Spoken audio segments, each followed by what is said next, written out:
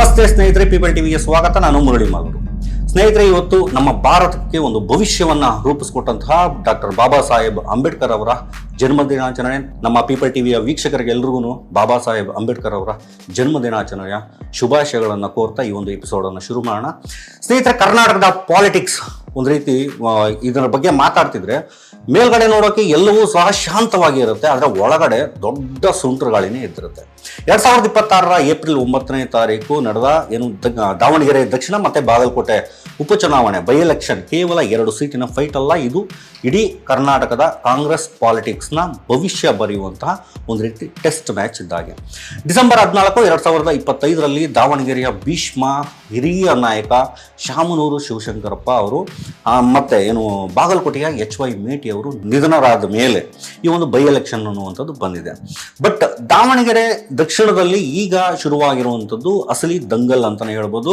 ಇಲ್ಲಿ ಪ್ರಶ್ನೆ ಇರುವಂಥದ್ದು ಕೇವಲ ಗೆಲುವಿನದ್ದಲ್ಲ, ಇದು ಮುಸ್ಲಿಂ ಸಮುದಾಯದ ಅಳಿವು ಉಳಿವು ಮತ್ತೆ ಪ್ರಾತಿನಿಧ್ಯದ ಹಕ್ಕೊತ್ತಾಯ ಮತ್ತು ಕಾಂಗ್ರೆಸ್ ಒಳಗಿನ ಇಂಟರ್ನಲ್ ಪಾಲಿಟಿಕ್ಸ್ನ ಕಹಿ ಸತ್ಯ. ಬನ್ನಿ ಇವತ್ತಿನ ಈ ಒಂದು ವಿಡಿಯೋದಲ್ಲಿ ದಾವಣಗೆರೆಯ ಬೀದಿಗಳಿಂದ ಹಿಡಿದು ವಿಧಾನಸೌಧದ ಮೊಗಸಾಲೆಯವರೆಗೂ ನಡೀತಿರುವಂತಹ ಒಂದು ಪವರ್ ಪಾಲಿಟಿಕ್ಸ್ನ ಡೀಟೇಲ್ಡ್ ರಿಪೋರ್ಟ್ ನೋಡೋಣ. ಎಲ್ಲಿಯೂ ಸ್ಕಿಪ್ ಮಾಡದೆ ನೋಡಿ, ಯಾಕಂದರೆ ಈ ಒಂದು ಕಥೆಯಲ್ಲಿ ಬರುವಂಥ ಟ್ವಿಸ್ಟ್ ಮತ್ತು ಟರ್ನ್ಗಳೇನಿದ್ದಾವೆ, ಟ್ವಿಸ್ಟ್ ಆ್ಯಂಡ್ ಟರ್ನ್ಗಳು ಯಾವುದೇ ಥ್ರಿಲ್ಲರ್ ಸಿನಿಮಾಗೂ ಕೂಡ ಕಮ್ಮಿ ಇಲ್ಲ ಅಂತಲೇ ಹೇಳಬೇಕು. ಅದಕ್ಕಿಂತ ಮುಂಚೆ ನೀವೇನು ಪೀಪಲ್ ಚಾನಲನ್ನು ಸಬ್ಸ್ಕ್ರೈಬ್ ಮಾಡಿಲ್ಲ ಅಂದರೆ ದಯವಿಟ್ಟು ಸಬ್ಸ್ಕ್ರೈಬ್ ಮಾಡಿ, ಹಾಗೆ ಬೆಲ್ ಐಕಾನ್ ಕ್ಲಿಕ್ ಮಾಡೋದನ್ನು ಮರಿಬೇಡಿ.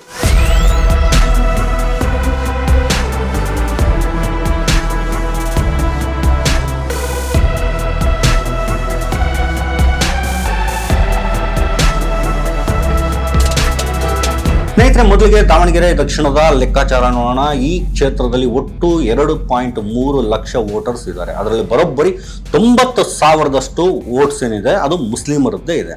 ಅಂದರೆ ಈ ಒಂದು ಕ್ಷೇತ್ರದ ಅತಿ ದೊಡ್ಡ ಮತ್ತೆ ನಿರ್ಣಾಯಕ ವೋಟ್ ಬ್ಯಾಂಕ್ ಅಂತದ್ದೇನಾದರೂ ಇದ್ರೆ ಅದು ಮುಸ್ಲಿಂ ಸಮುದಾಯ.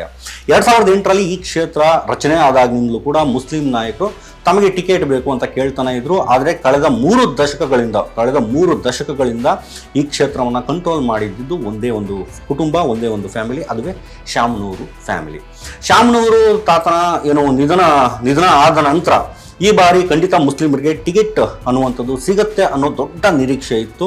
ಆದರೆ ಕಾಂಗ್ರೆಸ್ ಹೈಕಮಾಂಡ್ ಏನು ಮಾಡ್ತು, ಗೆಲ್ಲುವ ಮಾನದಂಡ ಅಂತಂದರೆ ವಿನೆಬಿಲಿಟಿ ಹೆಸರಲ್ಲಿ ಮತ್ತೆ ಶಾಮನೂರು ಶಿವಶಂಕರಪ್ಪನವರ ಮೊಮ್ಮಗ ಸಚಿವ SS ಮಲ್ಲಿಕಾರ್ಜುನ್ ಅವರ ಮಗ ಸಮರ್ಥ ಶಾಮನೂರು ಅವರಿಗೆ ಟಿಕೆಟ್ ಕೊಡ್ತು.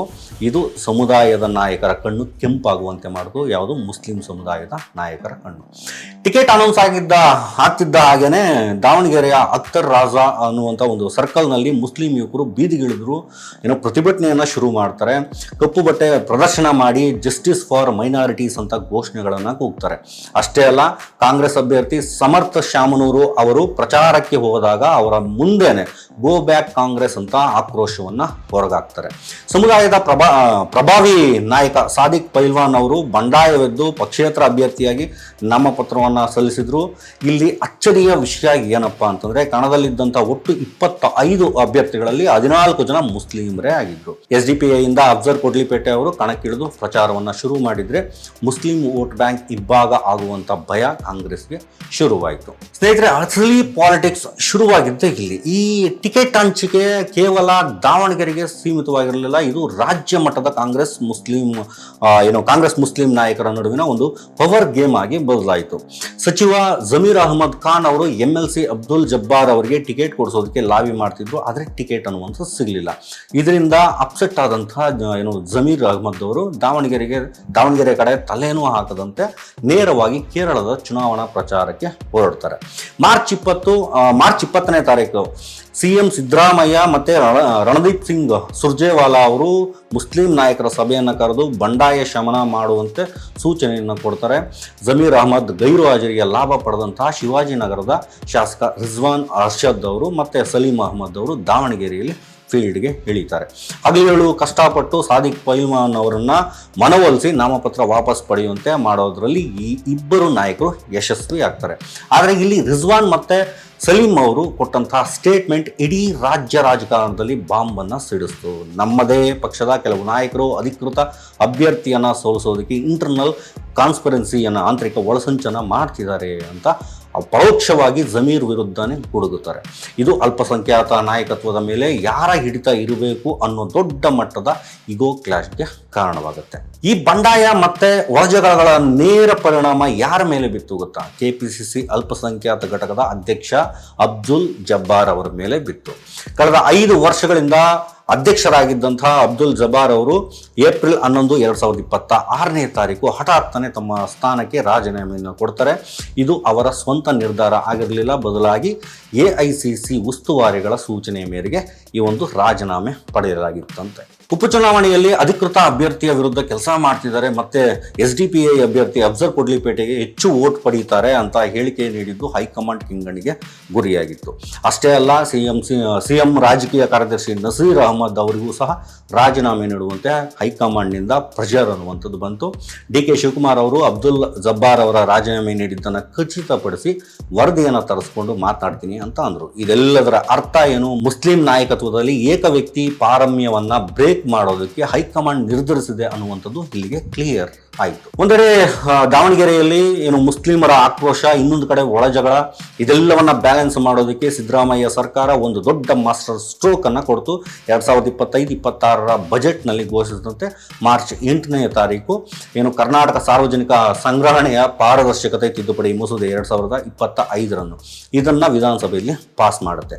ಇದರ ಪ್ರಕಾರ ಹಿಂದುಳಿದ ವರ್ಗಗಳ ಏನು 2B ಪ್ರವರ್ಗದ ಅಡಿಯಲ್ಲಿ ಬರುವಂತಹ ಮುಸ್ಲಿಮರಿಗೆ 2 ಕೋಟಿ ರೂಪಾಯಿವರೆಗಿನ ಸಿವಿಲ್ ಗುತ್ತಿಗೆಗಳಲ್ಲಿ ಮತ್ತೆ 1 ಕೋಟಿ ರೂಪಾಯಿವರೆಗಿನ ಸರಕು ಮತ್ತು ಸೇವೆಗಳ ಗುತ್ತಿಗೆಗಳಲ್ಲಿ 4% ಮೀಸಲಾತಿ ಫಿಕ್ಸ್ ಮಾಡ್ತಾರೆ.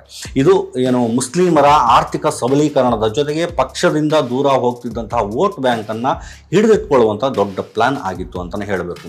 ಬಟ್ ಇದಕ್ಕೆ BJP ಸುಮ್ಮನೆ ಇರುತ್ತಾ? ಇದು ಸಂವಿಧಾನ ವಿರೋಧಿ, ಕೇವಲ ವೋಟ್ ಬ್ಯಾಂಕ್ ಓಲೈಕೆ ಅಂತ ವಿಧಾನಸೌಧದಲ್ಲಿ ಭಾರೀ ಪ್ರತಿಭಟನೆಯನ್ನ ಮಾಡಿದ್ರು. ರಾಜ್ಯಪಾಲ ತಾವರ್ ಚಂದ್ ಗೆಹ್ಲೋಟ್ ಅವರು ಈ ಒಂದು ಮಸೀದಿಗೆ ಸಹಿ ಹಾಕದೆ ಧರ್ಮದ ಆಧಾರದ ಮೇಲೆ ಮೀಸಲಾತಿ ಕೊಡೋದು ಏನೋ ಸಂವಿಧಾನದಲ್ಲಿ ಅವಕಾಶ ಇಲ್ಲ ಅಂತ ಹೇಳಿ ಬಿಲ್ ಅನ್ನ ರಾಷ್ಟ್ರಪತಿ ದ್ರೌಪದಿ ಮುರ್ಮು ಅವರಿಗೆ ಕಳಿಸಿದ್ದಾರೆ. ಇದು ಮುಂದಿನ ದಿನಗಳಲ್ಲಿ ದೊಡ್ಡ ಲೀಗಲ್ ಫೈಟ್ ಆಗೋದಂತೂ ಗ್ಯಾರಂಟಿ, ಅದರಲ್ಲಿ ಯಾವುದೇ ರೀತಿಯ ಡೌಟ್ ಬೇಡ. ಬೈ ಎಲೆಕ್ಷನ್ ಮುಗಿದ ತಕ್ಷಣ ಈಗ ಕಾಂಗ್ರೆಸ್ನಲ್ಲಿ ಕೇಳಿ ಬರ್ತಾ ಇರುವಂತದ್ದು ಕ್ಯಾಬಿನೆಟ್ ರೀಶಫಲ್ ಅನ್ನುವಂಥದ್ದು, ಸಚಿವ ಸಂಪುಟ ಪುನರ್ರಚನೆಯ ಒಂದು ಸದ್ದು. ಮೊದಲ ಬಾರಿಗೆ ಗೆದ್ದಿರುವಂತಹ 38 ಶಾಸಕರು ಒಟ್ಟಾಗಿ ಹೈಕಮಾಂಡ್ಗೆ ಪತ್ರವನ್ನು ಬರೆದು ಕನಿಷ್ಠ 5 ಸಚಿವ ಸ್ಥಾನವನ್ನ ಕೇಳ್ತಾ ಇದ್ದಾರೆ. ಇದೇ ಸಮಯದಲ್ಲಿ ದಾವಣಗೆರೆ ಬೈ ಎಲೆಕ್ಷನ್ ಅಲ್ಲಿ ಸರಿಯಾಗಿ ಕೆಲಸ ಮಾಡಿಲ್ಲ ಅನ್ನೋ ಕಾರಣಕ್ಕೆ ಜಮೀರ್ ಅಹಮದ್ ಖಾನ್ ಅಥವಾ ಏನು ರಹೀಂ ಖಾನ್ ಅವರನ್ನ ಸಂಪುಟದಿಂದ ಕೈ ಬಿಡಬಹುದು ಅನ್ನುವಂಥ ಮಾತುಗಳು ದಟ್ಟವಾಗಿ ಹರಿದಾಡ್ತಾ ಇದ್ದಾವೆ. ಇವರ ಜಾಗಕ್ಕೆ ರಿಜ್ವಾನ್ ಅರ್ಷದ್ ಅಥವಾ ಸಲೀಂ ಅಹಮದ್ ಬರಬಹುದು ಅನ್ನುವಂಥ ಒಂದು ಸಂಶಯಗಳು ಕೂಡ ಇಲ್ಲಿ ವ್ಯಕ್ತಪಡಿಸ್ತಾ ಇದ್ದಾರೆ. ಇಲ್ಲಿ ಇನ್ನೊಂದು ಇಂಟ್ರೆಸ್ಟಿಂಗ್ ಡೆವಲಪ್ಮೆಂಟ್ ಅಂದ್ರೆ ಸ್ಪೀಕರ್ UT ಖಾದರ್ ಅವರು ತಮ್ಮ ಶಾಸಕರ ಜೊತೆ ಗ್ರೂಪ್ ಫೋಟೋ ತೆಗೆಸ್ಕೊಂಡಿದ್ದು. ಇದು ಅವರು ಸ್ಪೀಕರ್ ಸ್ಥಾನ ಬಿಟ್ಟು ಕ್ಯಾಬಿನೆಟ್ ಸೇರಲಿದ್ದಾರೆ ಅನ್ನುವಂಥ ಹಿಡನ್ ಮೆಸೇಜ್ ಅಂತಾನೆ ಹೇಳಲಾಗ್ತಾ ಇದೆ. ಎಲ್ಲ ಕಡೆ ಅದೊಂದು ಕೂಡ ಚರ್ಚೆ ಆಗ್ತಿದೆ. ಈ ಇಡೀ ಎಪಿಸೋಡ್ ನೋಡಿದ್ರೆ ನಿಮಗೆ 2004 ಇತಿಹಾಸ ನೆನಪಾಗುತ್ತೆ.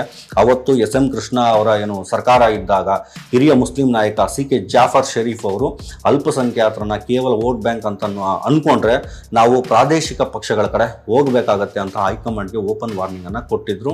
ಇವತ್ತು 2026 ಕೂಡ ಆ ಒಂದು ಪರಿಸ್ಥಿತಿ ಮರುಕಳಿಸ್ತಾ ಇದೆ. ಮುಸ್ಲಿಂ ನಾಯಕರು ತಮ್ಮ ಹಕ್ಕು ಮತ್ತೆ ಅಸ್ತಿತ್ವಕ್ಕಾಗಿ ಒಂದು ರೀತಿ ಗಟ್ಟಿಯಾದ ಧ್ವನಿಯನ್ನ ಎತ್ತಾ ಇದ್ದಾರೆ. ಮೇ 4 ದಾವಣಗೆರೆ ಮತ್ತೆ ಬಾಗಲಕೋಟೆ ಚುನಾವಣೆಯ ರಿಸಲ್ಟ್ ಬರ್ತಾ ಇದೆ.